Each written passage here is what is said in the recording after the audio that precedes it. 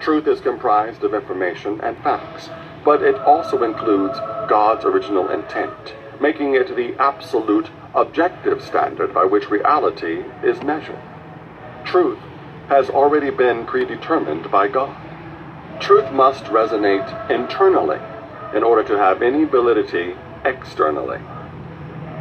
When you wear the belt of truth and operate with it by aligning your mind, will, and emotions underneath God's view on a matter, His truth, He will then empower you to fight your spiritual battles with the freedom of greater mobility and increased stability. By knowing and functioning according to the truth of God, you will be on your way to experiencing victory over anything or anyone seeking to overcome or defeat you. Chapter 5. The Breastplate of Righteousness. Satan cannot take away your salvation, but he can ruin your life. He attempts to do just that by waging war in a way that keeps you from experiencing all that God has planned for you.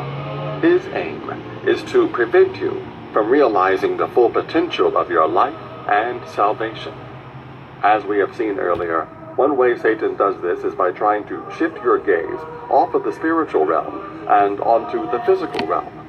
That way he keeps you focused on what you can see, taste, touch, smell, or hear, rather than on him and the demons he has working with him. And I feel like this really is relevant to right now with the chaos that's been going on in the world. It's been going on with the false flags and all the shootings in the news, and of course with the CV and the lockdown, and now the crisis of violence. And so what I think is interesting in this book, it's saying that getting caught up in the flesh is a distraction from what's really going on spiritually. This keeps you from dealing with the root behind the fruit.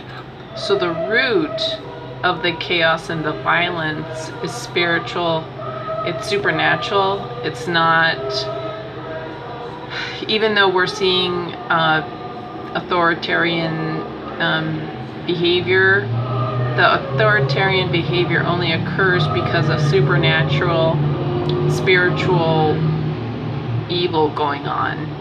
So we really need to actually deal with things on a supernatural, spiritual level, like the fact that Bible-believing churches have not been allowed to meet probably aided this spiritual crisis, this physical crisis, manifesting itself as a negative reality in your life. Satan's scheme reminds me of something that happened on a recent trip Lance and I took for our annual. So I think that's just the point that I wanted to say, is that when we don't get together as believers, and when we're not reading our Bible, and when we fail to realize that there's a supernatural battle between good and evil, we tend to think that the things that's going on in our lives, directly, physically, on the street, we tend to think that, it's all just this third dimensional reality. But in fact, it's because there's something going on in a supernatural realm. And so I just want to encourage people to read your word, spend time with Lord Jesus Christ, and that's going to help you, and that's what we're supposed to do. Thank you for watching.